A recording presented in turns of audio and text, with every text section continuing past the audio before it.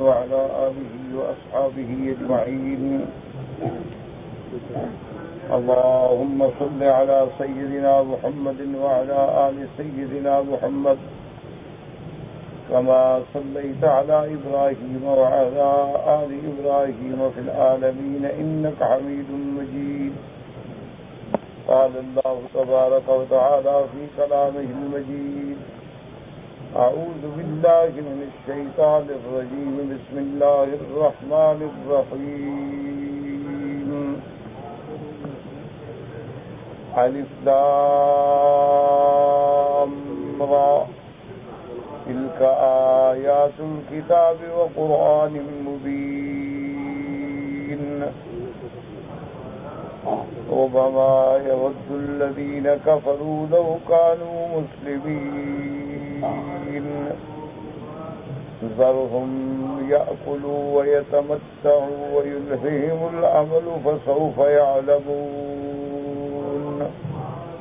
قال المؤلف والمفسر رحمه الله تعالى: أدام النفع في علومه وعلومكم في الدارين آمين. إلى أن قال: قد تقدم الكلام عن الحروف المقطعة في أوائل السور. اب مفسر رحمۃ اللہ علیہ فرماتے ہیں کہ الف لام را یہ حروف مقطعات ہیں، اور ان پر جو بحث ہے وہ میں بہت ساری صورتوں میں پہلے ذکر کر چکا ہوں، لہذا دوبارہ اس بحث کو ذکر کرنے کا فائدہ نہیں. تو خلاصہ یہ ہے کہ ان کے ترجمے کو اور اس کی تشریح اور تفسیر کو اللہ پہ چھوڑ دیں کہ اللہ اعلم، اللہ جانتے ہیں کہ ان حروف سے حقیقی مراد کیا ہے. وقوله تعالى: ربما يود الذين كفروا لو كانوا مسلمين. إخبار عنهم أنهم سيندمون على ما كانوا فيه من الكفر ويتمنون لو كانوا في الدنيا مسلمين. اب اللہ تبارک و تعالی نے اشقیاء مشرکین کے بارے میں خبر دی کہ جب قیامت کا ہولناک دن ہوگا اور اس عذاب جہنم کو معاینہ مشاہدہ کریں گے تو پھر ندامت اور شرمندگی محسوس کریں گے اور تمنا کریں گے کہ کاش ہم بھی مسلمان ہوتے، ہم بھی اسلام لانے والوں میں ہوتے اور مسلمین میں شمار ہوتا. لیکن اس دن تندم یا حسرت کوئی فائدہ نہیں پہنچائے، کیونکہ اللہ تبارک و تعالی نے یہ دو عالم جو ہیں تقسیم کر دیے ہیں. ایک دار الدنیا ہے اور ایک دار الآخرہ ہے. یہ دار دنیا، یہ عالم دنیا جس میں ہم گزار رہے ہیں، یہ عالم عمل ہے، اور آخرت جو ہے وہ عالم جزا ہے. یعنی اس جہان میں جو ہم کر رہے ہیں وہ کمپیوٹر میں فیڈ ہو رہا ہے، ہر چیز محفوظ ہو رہی ہے. کرامن کاتبین یعلمون ما تفعلون ما ينفذ من قول الا لديه رقیب عتید. جو بھی ہم زبان سے کوئی حرف نکالتے ہیں اس پر بھی نگرانی ہے، اور جو ہم کرتے ہیں یہ کہتے ہیں سب اللہ کے احکام سے فرشتے لکھ رہے ہیں، اور تمام چیزیں قیامت والے دن محفوظ ہوں گی اور ہر آدمی کو اس کا نامہ عمل ملے گا. مومنین جو ہیں ان کو نامہ عمل جو ہے وہ دائیں ہاتھ میں ملے گا، اور کافرین اور اشقیاء جو ہیں ان کو بائیں ہاتھ میں ملے گا سب کو. اور سب اللہ تبارک و تعالیٰ کے فرشتے حکم فرما دیں گے: اقرا کتابک، اب اپنے صحیفے کو خود پڑھ لو، اپنا حساب کتاب جو ہے خود دیکھو. اور وہ جب دیکھیں گے تو حیران رہ جائیں گے کہ جو زندگی میں ہم نے کبھی گناہ کیا تھا وہ بھی لکھا ہوا ہے، چھوٹا ہے تو لکھا ہے اور بڑا ہے تو لکھا ہے. تمام تفصیلات جو ہیں وہ ہماری محفوظ. اس لیے انسان کو جب زبان کھولے تو احتیاط کرے کہ میری زبان سے جو لفظ نکل رہا ہے کہیں میری ہلاکت کا ذریعہ نہ بن جائے. اسی لیے سمجھدار لوگ کہتے ہیں کہ یہ زبان ایک ایسی خطرناک چیز ہے کہ اسی زبان سے انسان تخت پہ بیٹھتا ہے اور اسی زبان سے انسان تختے پہ جھولتا ہے. یعنی پھانسی بھی یہی زبان چڑھاتی ہے اور اقتدار پہ بھی یہی زبان پکڑتی ہے. حتیٰ کہ سرکار دو جہاں رحمت دو عالم سیدنا محمد مصطفیٰ صلی اللہ علیہ وسلم نے فرمایا، آپ نے فرمایا کہ بنی آدم یعنی اپنی امت کو خطاب کیا کہ تم دو چیزوں کی اگر ضمانت دے دو تو میں تمہیں جنت کی ضمانت دوں گا. یعنی دو چیزوں کی ضمانت تم مجھے دے دو، اور جنت کی ضمانت جو ہے وہ محمد مصطفیٰ صلی اللہ علیہ وسلم۔ تو صحابہ نے پوچھا یا رسول اللہ وہ دو چیزیں کیا ہیں؟ تو آپ نے فرمایا الفم والفرج، کہ انسان جس نے اپنی زبان کو اور شرمگاہ کو کنٹرول کر لیا تو اس کی جنت کا گویا محمد مصطفیٰ ذمہ دار صلی اللہ علیہ وعلی آلہ واصحابہ وسلم تسلیما کثیرا۔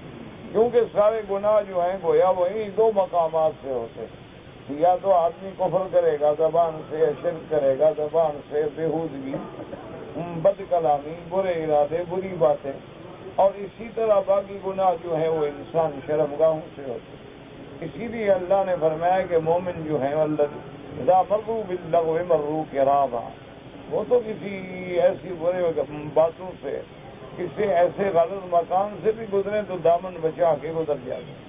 اور اسی طرح ان کی دوسری صفت والذین هم علی فروجہم حافظون، کہ جو اپنے شرمگاہوں کی حفاظت کرنے والے۔ اسی لیے اللہ تبارک و تعالی نے بی بی مریم علیہ السلام کی جتنی عزت و عظمت بیان فرمائی ہے، یہاں اللہ تبارک و تعالی کا اور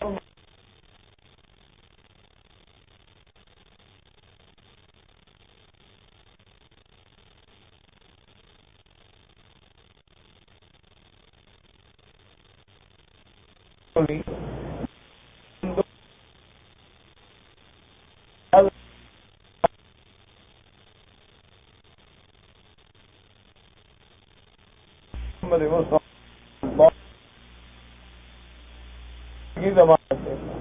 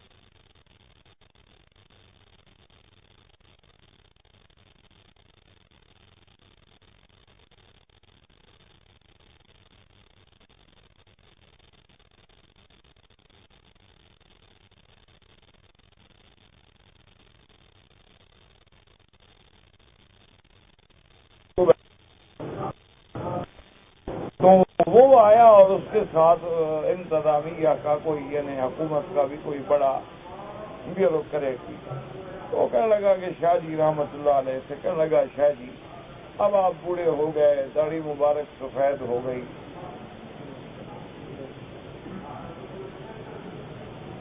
اور جیسے آپ خود کہا کرتے ہیں کہ بھئی ساری زندگی جو ہے ہماری وہ آدھی ریل میں کٹ گئی اور آدھی جیل میں کٹ گئی، تو اتنی تکلیفیں آپ برداشت کرتے ہیں بس بڑھاپے میں، اور پھر سفر برداشت کرتے ہیں، اور وہ سفر بھی تھرڈ کلاس، شاہ جی رحمۃ اللہ علیہ فرسٹ کلاس میں نہیں بیٹھے، تھرڈ کلاس میں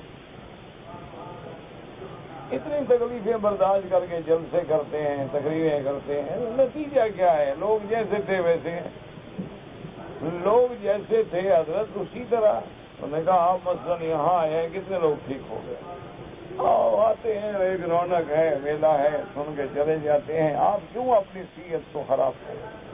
اب آپ کا بڑھاپا ہے، اب آپ آرام کریں، بس آخری زندگی ہے، اپنے آرام سے گزاریں اور تھوڑا اپنے بدن کو بھی ریسٹ دیں۔ اور جب آپ آرام کر لیں گے تو مخالف بھی چپ ہو جائیں گے، تو آپ بلا وجہ تکلیفوں سے بچ جائیں گے۔ اب سر فائدہ کیا ہے یہ جو آپ مولوی تقریریں کرتے ہو، درس دیتے ہو، آج ادھر درس ہے اور آج ادھر درس ہے اور یہ ہے، اور یہ فائدہ کیا ہے؟ جو آدمی پہلے سے داڑھی مڈاتا ہے وہ اب بھی داڑھی مڈاتا ہے، جو جھوٹ بولتا ہے جھوٹ بولتا ہے، چوری کرتا ہے چوری کرتا ہے، شرابی ہے شرابی ہے۔ کیا آپ لوگوں کی ان تقریروں کا فائدہ کیا ہے؟ آخر مغل جو کھپا رہے ہو سارے، مطالعہ کرو، رات کو 2 بجے تک جاگو اور پھر صبح پڑھاؤ اور پھر مطالعہ کرو اور پھر پڑھاؤ، کیا اپنے آپ کو آپ پہنچاؤ، مزے کرو، سو جاؤ۔ تو شاہ جی رحمۃ اللہ علیہ سمجھ گئے کہ یہ چوٹ بھی کر رہا ہے، چونکہ وہ تو بے دین تھا نا، کمیونسٹ تھا، اسلام کو مانتا ہی نہیں تھا، مذہب کو مانتا ہی نہیں تھا۔ تو شاہ جی نے فرمایا کہ اچھا بھائی، آپ کا مشورہ جو ہے وہ بالکل ٹھیک ہے، لیکن ایک بات تم بھی بتاؤ۔ انہوں نے کہا جی فرمائیے۔ انہوں نے کہا آج رات جو جلسہ تھا، کیا خیال ہے آپ کا کتنے آدمی ہوں گے؟ انہوں نے کہا جی آپ کی جماعت تو کہتی ہے 1 لاکھ آدمی تھا، اور سرکاری رپورٹ کہتی ہے کہ 8-10 ہزار آدمی تھا، اور میرا اندازہ ہے کہ 40-50 ہزار آدمی تھا۔ نہ وہ سچے ہیں نہ تمہارے لوگ سچے ہیں، یہ ویسے بڑھاتے رہتے ہیں جو 1 لاکھ آدمی ہوا تھا، اور وہ جھوٹ بولتے ہیں جی کچھ بھی نہیں تھا۔ اصل بات یہ ہے کہ درمیان میں تھا 40-50 ہزار آدمی۔ تو شاہ جی نے فرمایا چلو 40 ہزار ہی لگا لو۔ 40 تھا؟ انہوں نے کہا چلو۔ انہوں نے فرمایا یہ جلسہ کب شروع ہوا؟ انہوں نے کہا جی باقی کا تو مجھے پتہ نہیں، آپ کی تقریر جو ہے وہ تقریباً رات کو 11 بجے شروع ہوئی اور صبح اذان تک ختم ہوئی 5 بجے، 6 گھنٹے۔ تو شاہ جی نے فرمایا ابھی 6 گھنٹے میں 40 ہزار آدمی کو میں نے جھوٹ بولنے سے روک دیا، سگریٹ پینے سے روک دیا، 40 ہزار آدمی کو چوری کرنے سے روک دیا، جیب کاٹنے سے روک دیا، لڑائی سے روک دیا، گالی گلوچ سے روک دیا، اور ایک پنڈال میں پابند کر کے بٹھائے رکھا ہے کوئی تمہارے پاس ایسی فورس جو 40 ہزار آدمی کو ایسے گناہوں سے بچا لے؟ تو کہنے لگا بس اتنا ہی فائدہ کافی۔ تو یہ جو ہم 1 گھنٹہ پڑھے، جو 1 گھنٹہ تو ٹھیک بیٹھے ہیں، ہاں یہی 1 گھنٹہ ہی کافی ہے۔ ورنہ 1 گھنٹے میں ادھر جاتا کوئی بازار جاتا، کوئی جھوٹ بولتا، کوئی سگریٹ پیتا، کوئی باہر کھڑے ہو کے گپ شپ لگاتا۔ جو 1 گھنٹے کے لیے تو ہم نے ان کو روک دیا نا ہر گناہ سے۔ تو نمبر میں بس اتنا ہی کافی، ہماری نجات کے لیے یہی کافی۔ اور اسی طرح سارے ملک کا حساب کر لو کہ کتنے علماء پڑھا رہے ہیں، کتنے استاد پڑھا رہے ہیں، کتنے درس ہو رہے ہیں، اور کتنے اجتماع ہو رہے ہیں، کتنی دعوت ہو رہی ہے، کتنی تبلیغ ہو رہی ہے۔ تو ایک دن میں علماء یہ داڑھی والے تو لاکھوں بندوں کو گناہوں سے بچا رہے ہیں، اور تم کہتے ہو فائدہ بھی کوئی نہیں۔ کوئی عقل کی بات کرے تو بس وہ پھر خاموش ہو۔ تو اس لیے ہمیشہ یاد رکھیں کہ اگر زبان کو آپ اچھی طرح نہیں لگا سکتے ہو تو چپ کرو۔ اور جو آدمی زیادہ چپ رہتا ہے اور کم بولتا ہے وہ نقصان بھی کم اٹھاتا ہے۔ یہ ہمیشہ نقصان وہی اٹھاتے ہیں جو بڑ بڑ کرتے رہتے ہیں، پتہ ہی نہیں ہوتا میں کیا بک رہا ہوں، پتہ ہی نہیں ہوتا کہ میرے منہ سے کیا نکل رہا ہے۔ تو اس لیے ہمیشہ اس کو کنٹرول کریں، کیونکہ اگر آپ نے اس کو کنٹرول کر لیا تو آپ بچ گئے۔ لیکن اگر دنیا میں کنٹرول کر لیا، اب آخرت میں تم تدمدم کرو، حسرت کرو، ہائے کاش ہم نمازی ہوتے، ہائے کاش ہم مسلمان ہوتے، ہائے کاش ہم قرآن پڑھتے، کیا فائدہ؟ کوئی فائدہ نہیں، وہ تو زمانہ ہی گزر گیا، وقت ہی گزر گیا۔ دیکھو نا، آپ امتحان کا پرچہ دینے جاتے ہیں، امتحان کے پرچے میں سوال آئے، آپ تینوں میں فیل ہو گئے، اور جب پرچہ ختم ہو گیا باہر آپ نے اب تو مجھے یاد آ گیا جی ابھی میں جواب دیتا، اب جواب دینے کا کیا فائدہ ہے؟ وہ تو جواب دینے کا وقت گزر گیا، وہ پرچہ اب آپ کے ہاتھ سے چلا گیا، اس پہ آپ نے غلط جواب لکھ دیا، اب یقیناً فیل ہو گئے۔ تو اس لیے ہمیشہ یاد رکھیں کہ اس وقت کی حسرت اور تندم جو ہے وہ کوئی کام نہیں دے گا۔ جیسے قرآن نے یہاں فرمایا ہے کہ اس وقت کافر بھی تمنا کریں گے کہ اے کاش ہم مسلمان ہیں۔ اسی طرح جیسے قرآن دوسری جگہ کہتا ہے کہ قیامت والے دن جب کافروں کو جہنم میں لے جائیں گے تو اللہ کے فرشتے پوچھیں گے کہ ما سلککم فی سقر، بھئی تمہیں کون سی چیز ہے جو جہنم میں لے آئی؟ قالوا لم نک من المصلین، کہیں گے ہائے ہم مسلمان نہیں، ہم نماز پڑھنے والوں میں نہیں۔ وَلَمْ نَكُ نُطْعِمُ الْمِسْكِينَ، اور ہم نے کبھی غریبوں پہ مسکینوں پہ رحم کر کے ان کو کھانا تک بھی نہ کھلایا، یعنی نہ اللہ کا حق ادا کیا نہ بندوں کا حق ادا کیا۔ وَكُنَّا نَخُوضُ مَعَ الْخَائِضِينَ وَكُنَّا نُكَذِّبُ بِيَوْمِ الدِّينِ، ہم تو بس ہر بات کرنے والے کے ساتھ باتوں میں لگ جاتے تھے، اور ہم تو جھٹلاتے تھے کہ بابا نہ قیامت ہے نہ حساب ہے نہ کتاب ہے۔ نتیجہ یہ نکلا کہ موت آ گئی اور آج ہم جہنم کا شکار ہیں۔ تو لہذا اس دن کے افسوس کرنے کا فائدہ نہیں ہے۔ حاسبوا قبل ان تحاسبوا، اپنے معاملات کا حساب کرو اس دن سے پہلے جب تمہارا حساب ہوگا۔ ابھی سے اپنا کھاتا ٹھیک کر لو، جب چیک کرنے والے آ گئے اور حساب شروع ہو گیا تو پھر کیا فائدہ ہوگا؟ اسی لیے میرے محبوب کا فرمان ہے، آپ نے فرمایا منو کے شاء، اگر قیامت والے دن پوچھا گیا نا کہ یہ کام تم نے کیوں کیا تو سمجھ لو پھر عذاب آ گیا، کیونکہ کوئی جواب تو ہے نہیں، کون سا جواب ہے ہمارے پاس؟ یعنی اگر اللہ آپ سے پوچھے کہ جی آپ نے حرام کیوں کھایا تو کیا جواب دو گے؟ اچھا لگتا تھا؟ نہیں، ٹھنڈے دل سے بتائیں مقصد ہے۔ ابھی یہ سوال جواب ذرا ابھی ہم غور کر رہے ہیں۔ اللہ تبارک و تعالیٰ فرمائے کہ میرے بندے تم داڑھی کیوں اڑاتے تھے؟ کیا کہو گے جواب؟ ابھی تو ذرا ہمیں بھی سمجھا دو نا، ہم مولوی بے وقوف لوگ ہیں، آپ سے کوئی جواب سن رہے ہیں تو ہو سکتا ہے آپ کی بات ہمیں بھی سمجھ آ جائے۔ یعنی آپ سے اگر کوئی پوچھے قیامت میں، اللہ پوچھے، فرشتے پوچھے، پیغمبر پوچھے کہ بھائی آپ داڑھی کیوں اڑاتے تھے، کیا جواب ہے؟ کیا کہو گے؟ مولوی نے کہا نہیں، آخر جواب کیا ہے؟ کوئی تو سوچا ہوا ہوگا نا تم نے، آخر بھائی اتنے پڑھے لکھے لوگ جو داڑیاں مڈواتے ہو تو بہرحال تمہارے دماغ میں کئی جواب ہوں گے، تو اب ادھر ایک آدھا ہمیں بھی بتا دو کہ بھئی اگر قیامت والے دن یہ سوال، اچھا بھی تم سے سوال ہو کہ تم نے زنا کیوں کیا، کیا جواب ہے؟ تم سے سوال ہو کہ تم نے خنزیر کا گوشت کیوں کھایا، تم سے سوال کیا جائے کہ بھئی تم نے شراب کیوں پیا، کیا جواب ہے؟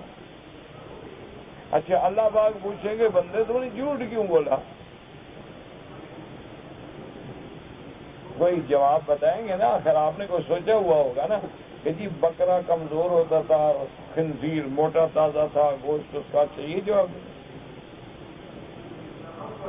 جی شراب پینے کے بعد میرا عقل چلا جاتا تھا، میں بے وقوف ہو کے بس غم سے نجات پا جاتا، کہتے ہیں اس لیے پیتے ہیں کہ ہم تو غم مٹا رہے ہیں، وہ غم لگا رہے ہیں الو کے غم مٹا رہے ہیں۔ یہ کیا غم مٹا رہے ہو کہ جب ہو شاید وہ آدمی پاگلوں کی طرح پھر رہا ہو، آنکھیں سرخ، دماغ بھاری، سر اٹھا نہیں سکتا، پیٹ میں درد، منہ سے بدبو۔ آپ کبھی آپ ذرا جائیں نا کسی ڈاکٹر کے پاس، کو کہیں گے ذرا مجھے الکوہل جو ہے نا اس کی خوشبو سنگلاؤ، بالکل ایسی ہوتی ہے جیسے کسی گدھے کا پیشاب ہو۔ ذرا آپ سمجھیں، دیکھ رہے ہیں آخر اس کے لیے جو لوگ مر رہے ہیں کوئی ذائقہ اچھا ہے، خوشبو اچھی ہے کیا؟ کوئی جواب؟ اللہ فرمائے کہ تم نے کلمہ کس کا پڑھا؟ جی محمد رسول اللہ۔ بھئی حضور پاک کی داڑھی مبارک تھی؟ ہاں جی تھی، تو آپ نے کیوں نہیں رکھی؟ جی مجھے اچھی نہیں لگتی۔ ٹھیک ہے، میری بیگم ناراض اور داڑھی رکھتا اللہ میاں، تو میں لوگوں کی عورتوں کو کیسے چھیڑتا؟ وہ تو کہتی ہے داڑھی والا ایسے دور ہو جاؤ۔ یہی جواب دو؟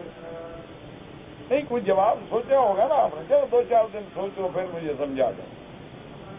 تاکہ ہم بھی لوگوں کو بتا سکیں کہ بابا جو لوگ داڑھی نہیں رکھتے ان کے پاس بھی دلیل ہے، جواب ہے۔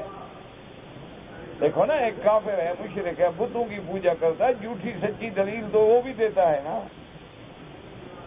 ہندو ہیں، دیوی دیوتا کے سامنے کھڑے ہیں، ان کے پاس بھی بیٹھو، کوئی نہ کوئی جھوٹی سچی دلیل تو وہ بھی دے گا۔ گنگا جمنا پر وہ بھی تمہیں تقریر جھاڑ دے گا باقاعدہ کہ یہ کیسے پوتر ہے اور یہ کہاں سے نکلتی ہے، اور یہاں کتنے بڑے بڑے ہمارے دیوتاؤں نے بڑے بڑے یہاں بیٹھ کے عبادتیں کی، ریاضتیں کی، اور اس کا چشمہ جو ہے نا بالکل وہ جنت کی ابتدا سے نکل رہا ہے۔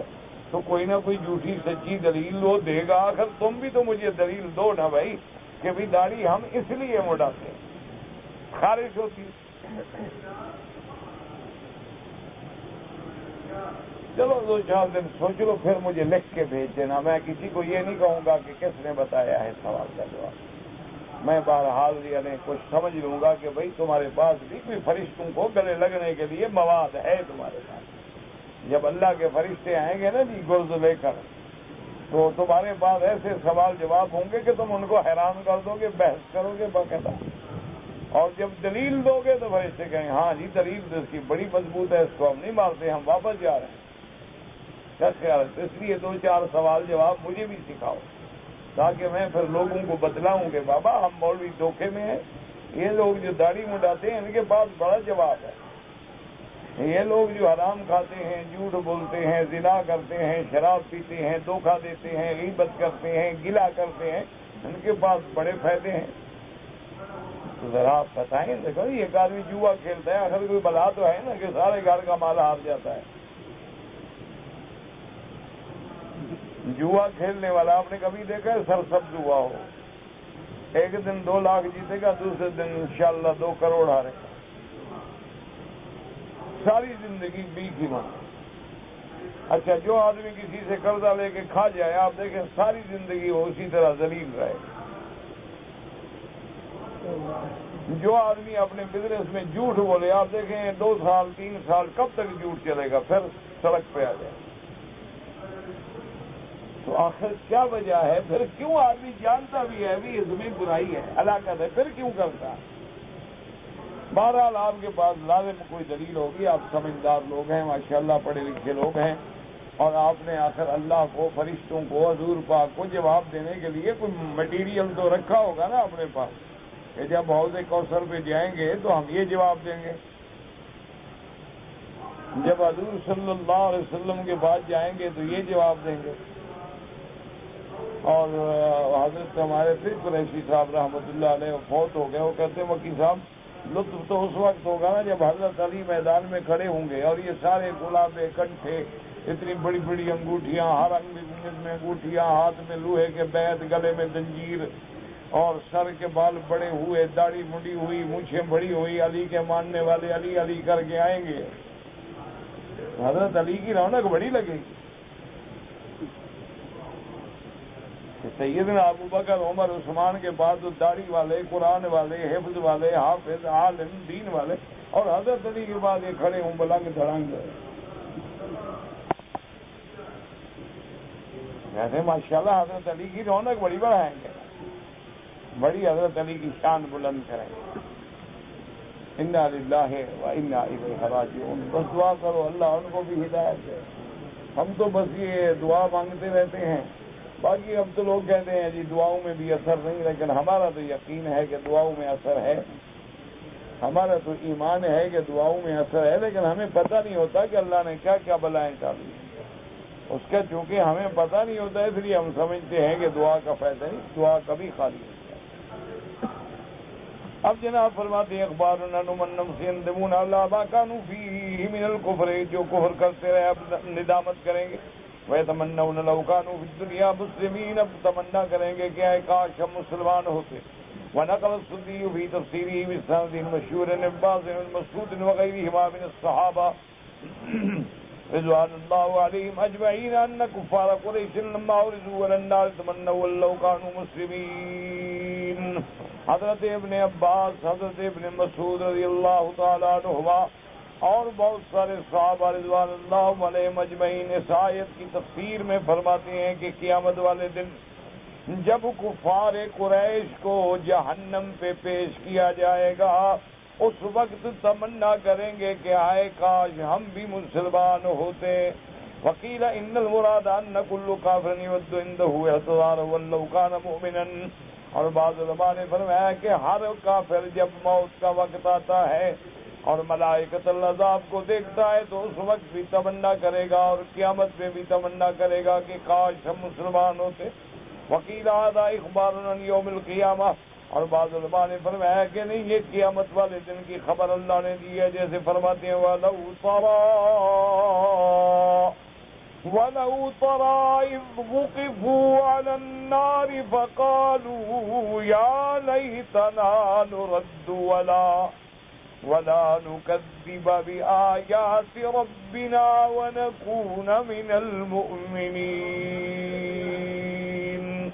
اللہ فرماتے ہیں کہ میرا مدنی صلی اللہ علیہ وسلم یا مخاطب جب ان لوگوں کو کافروں کو جہنم پہ کھڑا کیا جائے گا تو اس وقت کہیں گے کہ ہائے کاش ہمیں واپس دنیا میں بھیجا جاتا اور ہم اب بالکل اللہ کی آیات کو نہ جھٹلاتے اور ہم ایمان لے آتے.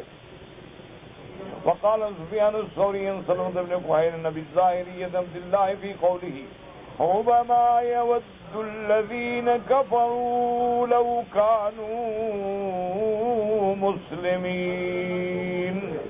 قال هذا في الجهنميين إذ رأوهم يخرجون من النار. اور بعض علماء فرماتی ہیں کہ جب جہنم والے جہنم میں ہوں گے اور مسلمان گناہگاروں کو اللہ کسی کی شفاعت سے نکالیں گے، وہ دیکھیں گے یار مسلمان تو نکل رہے ہیں، کہتے ہیں ہائے ہم بھی مسلمان ہوتے تو آج ہم بھی نکل جاتے. کیونکہ اللہ تبارک و تعالی مسلمان کلمے پڑھنے والا جتنا بھی گناہگار ہے وہ شفاعت انبیاء، شفاعت محمد مصطفیٰ صلی اللہ علیہ وسلم، شفاعت قرآن، شفاعت حملۃ القرآن، اولیاء اللہ، ان کی سفارشوں سے اللہ ان کو جہنم سے نکالیں.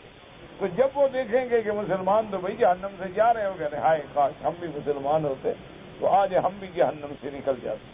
اس لیے کہتے ہیں مفسر رحمۃ اللہ علیہ وقال ابن جریر حدثنا مسدنا قال حدثنا مسلم قال حدثنا القاسم قال حدثنا ابي فرمة الابدي ان ابن عباس وانس بن مالك كان يتأولان هذه الآية ربما يود الذين كفروا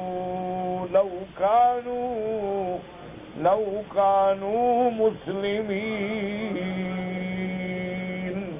يتأولان يا يوم يبث الله الخطايا المسلمين مع المشركين في النار. قال فيقول لهم المشركون ما أغنى عنكم ما كنتم تعبدون في الدنيا. قال فيغفر الله لهم فضل رحمته يرحمهم وذلك حين يقول ربما يود الذين كفروا لو كانوا مسلمين. اور ایک روایت میں حضرت ابن عباس حضرت انس رضی اللہ تعالیٰ عنہ نے یہ تفسیر بیان فرمائی ہے کہ قیامت والے دن جب مشرک بھی جہنم میں ہوں گے اور گناہگار مسلمان بھی جہنم میں ہوں گے تو اب کافر ان کو کہیں گے او بابا چلو ہم تو کافر تھے، ہم تو مشرک تھے، غیر اللہ کے پجاری تھے، تم تو خدا کو مانتے تھے نا، تم بھی تو جہنم میں ہمارے ساتھ پڑے ہو، تمہیں کیا فائدہ ہو گیا؟ تو اللہ تبارک و تعالیٰ کا جلال آئے گا اچھا میرے ماننے والوں میں تو اللہ اپنی رحمت سے حکم دیں گے کہ جو بھی جہنم میں کلمے پڑھنے والا ہے نکال دو. تو جب ان کو نکلتا ہوا دیکھیں گے تو کہیں گے ہائے ہم بھی مسلمان ہوتے تو آج ہم نکل جاتے. وقال عبد الرزاق قال اخبرنا الثوري عن حماد بن ابراهيم بن حسين بن جاد قال يقول عنا الموحدين ما اغنى عنكم ايمانكم فإذا قال ذلك قال لو اخرجوا من كان في قلبه مثقال ذرة من ایمان. ایک روایت میں یہ بھی آتا ہے کہ قیامت والے دن جب مشرکین جہنم میں ہوں گے تو ایمان والوں سے، توحید والوں سے، موحدین سے کہیں گے او بابا تمہیں توحید نے کیا فائدہ دیا، تمہیں ایمان نے کیا فائدہ پہنچایا، تم بھی تمہارے ساتھ جہنم میں پڑے ہو. تو اللہ تبارک و تعالی حکم دیں گے اخرجوا من کان فی قلبه مثقال ذرة من ایمان، جس کے دل میں ذرے کے برابر بھی ایمان ہے اس کو جہنم سے نکال دو. اس وقت کہیں گے وما يود الذين كفروا لو كانوا مسلمين وهكذا روى الباق وقتادة وبالآد وغيرهم وقد ورد في ذلك أحاديث مرفوعة.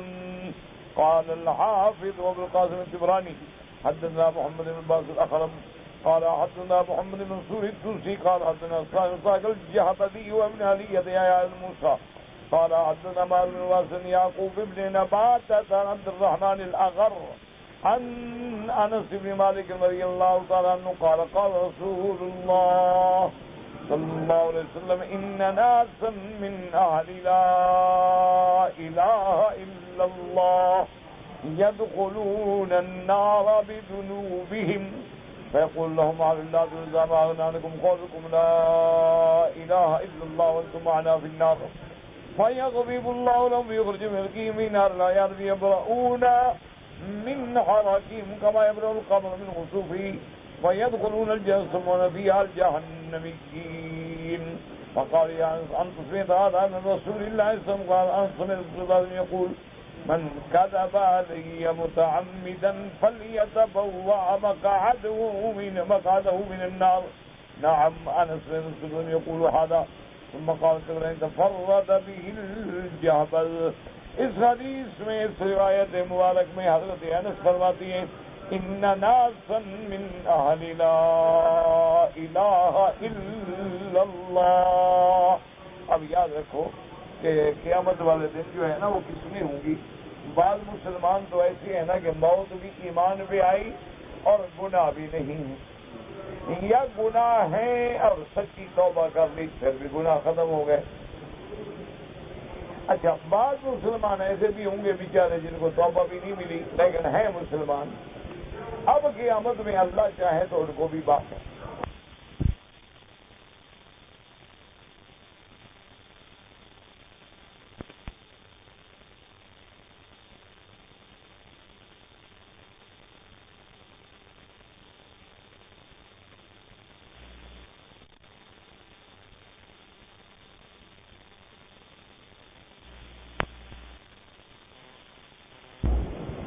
دس سال کے بعد اس کو جہنم سے نکال دیا جائے.